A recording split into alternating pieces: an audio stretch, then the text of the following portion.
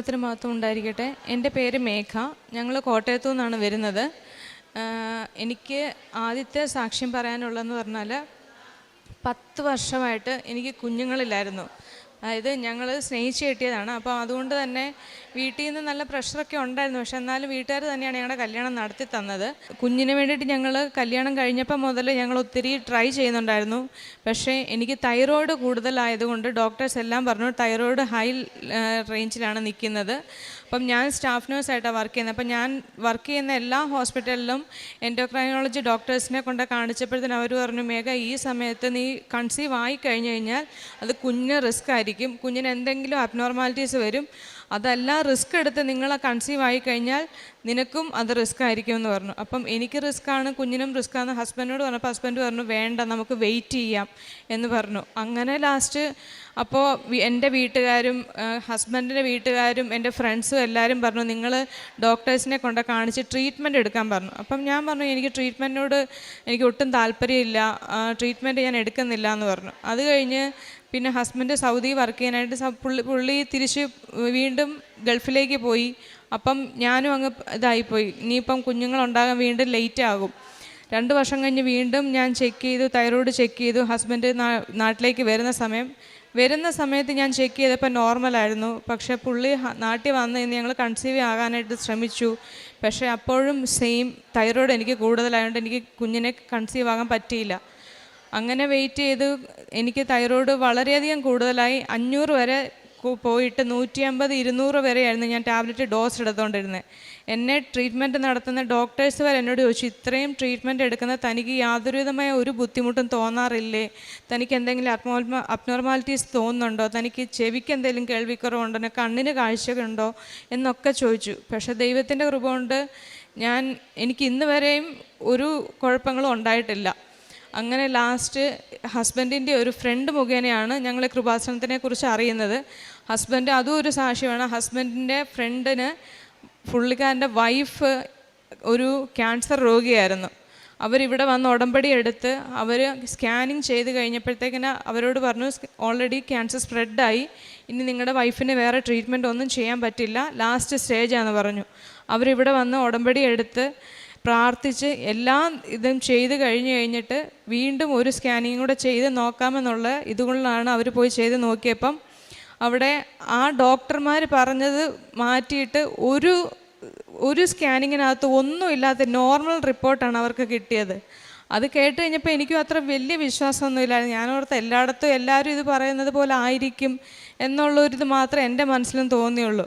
എന്നിട്ടും എന്നോട് ഹസ്ബൻഡ് പറഞ്ഞു നമുക്ക് പോയി ജസ്റ്റ് പ്രാർത്ഥിക്കാം, എന്താകും എന്നറിയത്തില്ല, നമുക്ക് പോയി പ്രാർത്ഥിച്ച് നോക്കാം എന്ന് പറഞ്ഞു. അങ്ങനെ ഞാനും ഹസ്ബൻഡും ഇവിടെ വന്നു. ഞങ്ങൾ രണ്ടുപേരും ഇവിടെ ജോയിൻ്റ് ഉടമ്പടിയാണ് എടുത്തത്.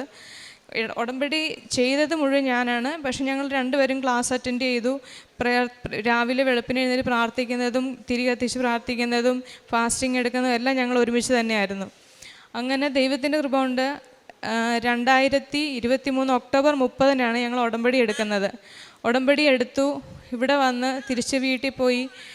അപ്പോൾ എനിക്ക് 2 ഉടമ്പടിയായിരുന്നു. ഒന്ന് കുഞ്ഞിന് വേണ്ടിയിട്ടും ഒന്ന് എനിക്ക് ജോലി ഇല്ലാതെ ഞാൻ നാട്ടിൽ നിൽക്കുകയായിരുന്നു. അപ്പം നിയോഗം അതായിരുന്നു. ഞാൻ നാട്ടിൽ വന്ന് നിന്നത് എനിക്ക് കുഞ്ഞുണ്ടാകാത്തത് കൊണ്ട് കുഞ്ഞിന് വേണ്ടിയിട്ട് നോക്കാൻ വേണ്ടിയിട്ടാണ് നാട്ടിൽ വന്ന് നിന്നത്. പക്ഷേ ഞങ്ങൾ ട്രൈ ചെയ്തിട്ടൊന്നും ആകുന്നില്ലാത്തത് കൊണ്ട് തിരിച്ച് ഞാൻ ജോലിക്ക് തന്നെ പോകാമെന്നുള്ള പ്ലാനായി. ഹസ്ബൻഡും പറഞ്ഞു നീ ജോലിക്ക് പോയി നമുക്ക് ഒരുമിച്ച് ജോലിക്ക് പോകാം എന്നുള്ള തീരുമാനത്തിൽ ഞങ്ങൾ ജോലിക്ക് വേണ്ടിയിട്ട് ഞാൻ ട്രൈ ചെയ്തു. എങ്ങും കിട്ടുന്നില്ലായിരുന്നു. DHIക്ക് വേണ്ടിയിട്ട് ഞാൻ 2 പ്രാവശ്യം എക്സാം എഴുതി, 2 പ്രാവശ്യം പാസ്സായില്ല. അതോടുകൂടി എൻ്റെ മനസ്സ് ഡൗണായി. ഇനി ഞാൻ എക്സാം എഴുതി എനിക്ക് കിട്ടില്ല എന്നുള്ളൊരു കോൺഫിഡൻസ് ഞാൻ എൻ്റെ മനസ്സേ തളർന്നു പോയി. അറ്റ് ലാസ്റ്റ് പിന്നെ എൻ്റെ ഒരു ഫ്രണ്ട് മുഖേന എനിക്ക് ദുബായിൽ ജോലിയായി. അത് ജനുവരി 19 എനിക്ക് അവിടെ ജോയിൻ ചെയ്യണം. ഞങ്ങൾ വരുന്നത് ഇവിടെ ഒക്ടോബറിലാണ്.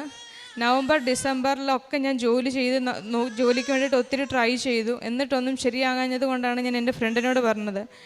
ഈ ഒക്ടോബറിൽ ഇവിടെ വന്നു.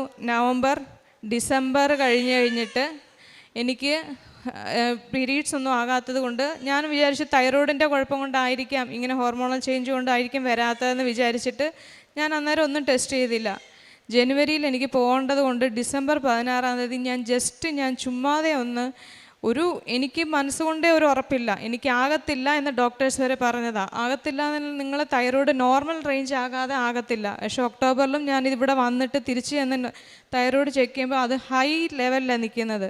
200 ഡോസ് തന്നെയാണ് ഞാൻ കണ്ടിന്യൂസ് എടുത്തുകൊണ്ടിരിക്കുന്നത്. ദൈവത്തിൻ്റെ മാതാവിൻ്റെ ഒറ്റ അനുഗ്രഹം കൊണ്ടാണ് ഞാൻ ടെസ്റ്റ് ചെയ്തു, റിസൾട്ട് വന്ന് പോസിറ്റീവ്. അപ്പോഴും ഞാൻ വിശ്വസിച്ചില്ല. ഞാൻ എൻ്റെ ഹസ്ബൻഡിനോട് പറഞ്ഞു നമുക്ക് ഗൈനിക്കിനെ പോയി നോക്കാം. അങ്ങനെ ഗൈനിക്കിനെ പോയി കണ്ടു.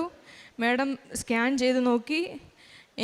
അപ്പോൾ ഞാൻ എന്നും പ്രാർത്ഥിക്കുന്നത്, എന്നും ഉടമ്പടി എടുത്ത് രാവിലെയും വൈകിട്ടും പ്രാർത്ഥിക്കുമ്പോൾ ഞാൻ മാതാവിനോട് പ്രാർത്ഥിക്കും, മാതാവിൻ്റെ കയ്യിലിരിക്കുന്ന തിരുകുമാരനെ എനിക്ക് തന്ന് എന്നെ അനുഗ്രഹിക്കണമെന്ന്. അതുപോലെ തന്നെ ദൈവത്തിൻ്റെ കൃപ കൊണ്ട് ഞങ്ങൾക്കൊരു ആൺകുഞ്ഞാണ് തന്നത്. അത് ഈ സെപ്റ്റംബർ 2-ാം തീയതിയാണ് ഡെലിവറി ആയത്. ഇതിനിടയ്ക്ക് ഞാൻ ജനുവരി 19-ാം തീയതി ദുബായിൽ ജോയിൻ ചെയ്തു. ജനുവരി ഞാൻ 19-ന് ജോയിൻ ചെയ്ത് 24-ാം തീയതി ഞാൻ ഡ്യൂട്ടിക്ക് ജോയിൻ ചെയ്യുന്ന അന്ന് ഇതുവരെ എനിക്കില്ലാത്ത അലർജി അടിച്ചു. ഗോതമ്പ് ഞാൻ കുഞ്ഞിലേ മുതൽ കഴിച്ചുകൊണ്ടിരിക്കുന്നതാണ്. അന്ന് രാവിലെ അവിടെ ചെന്ന് ഞാൻ പാക്കറ്റ് ഫുഡ് ചപ്പാത്തി മേടിച്ചു കഴിച്ചു.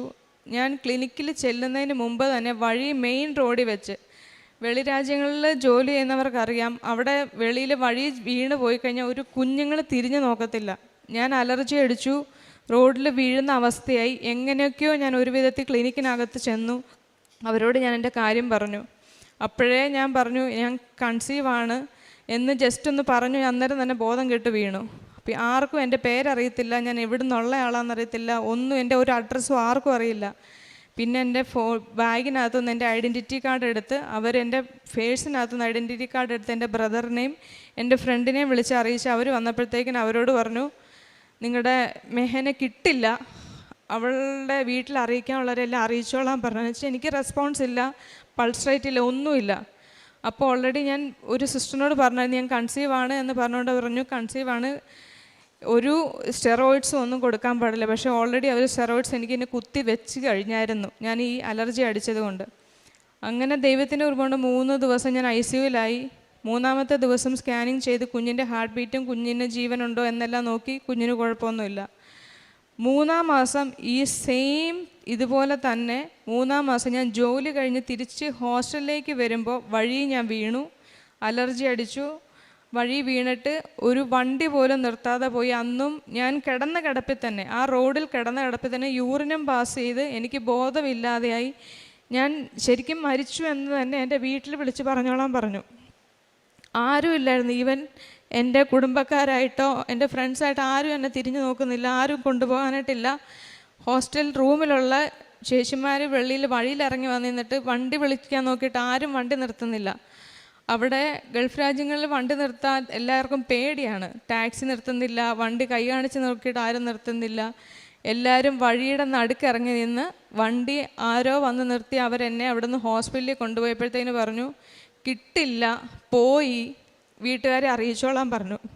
അപ്പോൾ ഓൾറെഡി അവർ പറയുന്നുണ്ട് 3 മാസം പ്രഗ്നൻ്റ് ആണ്, കുഞ്ഞുണ്ട്, നോക്കാൻ പറയണമെന്ന്. പക്ഷേ ഓൾറെഡി അവിടെ ചെല്ലുന്നതിന് മുമ്പ് ഇതുപോലെ തന്നെ സ്റ്റിറോയിഡ്സ് അവരെനിക്ക് അലർജി അടിച്ചുകൊണ്ട് സ്റ്റിറോയിഡ്സ് എടുത്തിരുന്നു. അപ്പോഴും ഞാൻ ബോധം വീണിട്ടില്ല. 3-ാമത്തെ ദിവസമാണ് അന്ന് എനിക്ക് ബോധം തിരിച്ച് വീഴുന്നത്. അപ്പോൾ ഞാൻ ICUവിലാണ്. ICU കിടന്നപ്പോഴും ഞാൻ ചോദിച്ചത് മേഡം എൻ്റെ കുഞ്ഞ് എങ്ങനെ ഉണ്ടെന്ന് ചോദിച്ചു. അപ്പോൾ അവർ തന്നെ പറഞ്ഞു സ്കാനിങ് ചെയ്തു, കുഞ്ഞിന് ഇതുവരെയും ഒരു കുഴപ്പമില്ല, കുഞ്ഞിന് ഹാർട്ട് ബീറ്റും കുഞ്ഞിൻ്റെ എല്ലാ രീതിയിലുള്ള വളർച്ചയും ഒരു കുഴപ്പമില്ലാതെ നോർമലായിട്ട് കിട്ടി എന്ന് പറഞ്ഞു. അങ്ങനെ ദൈവത്തിൻ്റെ കൃപ കൊണ്ട് മാതാവിൻ്റെ ഒറ്റ അനുഗ്രഹം കൊണ്ട് ഒരു വിധത്തിൽ ഞാൻ അവിടുന്ന് ഒത്തിരിയേറെ ഞാൻ മാതാവിനെ വിളിച്ച് ഞാൻ എന്നും കരഞ്ഞ് പ്രാർത്ഥിക്കുമായിരുന്നു. അങ്ങനെ 6-ാം മാസമായി. എനിക്ക് വേറെ സപ്പോർട്ട് ചെയ്യാനായിട്ട് ആരുമില്ലായിരുന്നു. ഞാൻ എക്സാം എഴുതാതെ പോയത് കൊണ്ട് എനിക്ക് ഹാഫ് സാലറി ആയിരുന്നു അവിടെ കിട്ടിക്കൊണ്ടിരുന്നത്. അപ്പോൾ ഞാൻ വർക്ക് ചെയ്യുന്ന എൻ്റെ ക്ലിനിക്കിൽ എൻ്റെ കൂടെ വർക്ക് ചെയ്യുന്ന ചേച്ചിമാരൊക്കെ പറഞ്ഞു നീ എന്ത് റിസ്ക് എടുത്തിട്ടാണ് നീ ഇവിടെ ഡെലിവറി എടുക്കാൻ നോക്കുന്നതെന്ന് വെച്ചാൽ 1 ഇയർ ആകാതെ എനിക്ക് ലീവ് കിട്ടത്തില്ല എന്ന് ഓൾറെഡി അവർ പറഞ്ഞു. അപ്പം ഓരോ മാസം കഴിയും തോറും എൻ്റെ ആരോഗ്യസ്ഥിതിയും മോശമായിക്കൊണ്ടിരിക്കുക. തൈറോയിഡിന് ടാബ്ലറ്റും എടുക്കുന്നു, ആ കൂട്ടത്തിൽ ഡെലിവറിയുടെ പ്രഷറും എല്ലാം കൂടെ ആയപ്പം എൻ്റെ ഓരോ ദിവസം ചെല്ലുന്നവർ എൻ്റെ ആരോഗ്യസ്ഥിതി വീണ്ടും ഡൗൺ ആയിക്കൊണ്ടിരിക്കുക. അപ്പം എല്ലാവരും പറഞ്ഞു ആരെങ്കിലും ഒന്നെങ്കിൽ നീ ഇവിടെ നിനക്ക് സപ്പോർട്ടായിട്ട് ആരെങ്കിലും ഒരാളെ നിർത്തണം, അല്ലെങ്കിൽ നിൻ്റെ വീട്ടിൽ നിന്ന് പേരൻസിനെ കൊണ്ടുവരണം.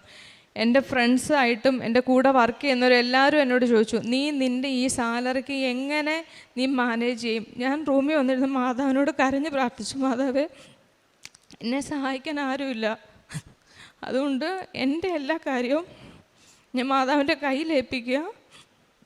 മാതാവ് എനിക്ക് തരുന്ന തിരുകുമാരനെ ഇപ്പോൾ സ്കാനിങ് അവിടെ ചെയ്ത് കഴിഞ്ഞപ്പോൾ, ഞാൻ ഓൾറെഡി സ്കാനിങ് ചെയ്ത് കഴിഞ്ഞപ്പോൾ ഞാൻ ചോദിച്ചായിരുന്നു ജെൻഡർ ഏതാണെന്നുള്ളത്. ഓൾറെഡി അന്നേരം ഡോക്ടർ എന്നോട് പറഞ്ഞു മെയിൽ ബേബിയാണ് എന്ന് പറഞ്ഞു. അന്ന് അത് അറിഞ്ഞതോട് ആ മെയിൽ ബേബി ആണെന്ന് പറഞ്ഞപ്പം തന്നെ എൻ്റെ മനസ്സിൽ വന്നത് മാതാവ് എനിക്ക് തിരുകുമാരനെ എനിക്ക് തന്നു, എനിക്ക് വേണ്ടിയിട്ട് തന്നു എന്നുള്ളതാണ്.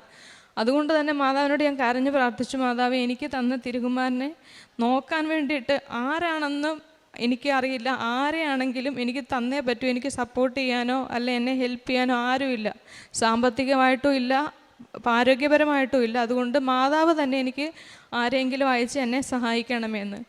എല്ലാവരും നോക്കി, എല്ലാവരും ക്വസ്റ്റ്യൻ മാർക്കായിരുന്നു, നീ എങ്ങനെ ഇത് ഹാൻഡിൽ ചെയ്യും, ഞങ്ങൾക്കിത് കാണണം എന്നുള്ള. എന്നെ ഒത്തിരി പേര്, എൻ്റെ കുടുംബക്കാരായിട്ടും ഫ്രണ്ട്സായിട്ടും ഒത്തിരി പേര് എന്നെ പുച്ഛിക്കുക വരെ ചെയ്തു, ഞങ്ങൾക്കൊന്ന് കാണണം, നീ ഇതെങ്ങനെ ഹാൻഡിൽ ചെയ്യുന്നു, ഞങ്ങൾക്കൊന്ന് കാണണം എന്ന്. അവരുടെ എല്ലാവരുടെ മുമ്പിൽ ഒരു കുഴപ്പമില്ലാതെ എനിക്ക് എൻ്റെ പപ്പായെയും മമ്മീനെയും രണ്ടുപേരെയും അവിടെ കൊണ്ടുവന്ന് നിർത്താനും 2 മാസത്തെ വിസ എടുത്ത് നിർത്താനും ദൈവത്തിൻ്റെ കൃപ കൊണ്ടും മാതാവിൻ്റെ ഒറ്റ ഒരാളുടെ സപ്പോർട്ട് എൻ്റെ കൂടെ ഉള്ളതുകൊണ്ട് മാത്രം എനിക്ക് അവർക്ക് ഒരു ബുദ്ധിമുട്ടും ഇല്ലാതെ എൻ്റെ കുഞ്ഞിനെ എനിക്ക് തിരിച്ചു കിട്ടി. 40ാമത്തെ വീക്കിൽ ഡെലിവറി ആണ്ട എനിക്ക് 36ാമത്തെ വീക്കിൽ ഡോക്ടർ നോക്കിയിട്ട് പറഞ്ഞു തൈറോയ്ഡ് കൂടുതലാണ്, കുഞ്ഞിന് റിസ്ക് ആണ്. അപ്പോൾ എൻ്റെ പപ്പായും മമ്മിയും അവിടെ വന്നപ്പം തന്നെ അവരുടെ മുമ്പിൽ വെച്ച ഡോക്ടർ ഇത് പറയുന്നത്. അവർക്കും പേടി, കുഞ്ഞിനെന്തെങ്കിലും അബ്നോർമാലിറ്റീസ് ഉണ്ടാകുമോ, അല്ലെ എനിക്ക് റിസ്ക് ഉണ്ടാകുമോ. അവരും ഭയങ്കര കരച്ചിലും ഭയങ്കര എല്ലാവരും അങ്ങ് ഭയങ്കര ഡൗൺ ആയിപ്പോയി.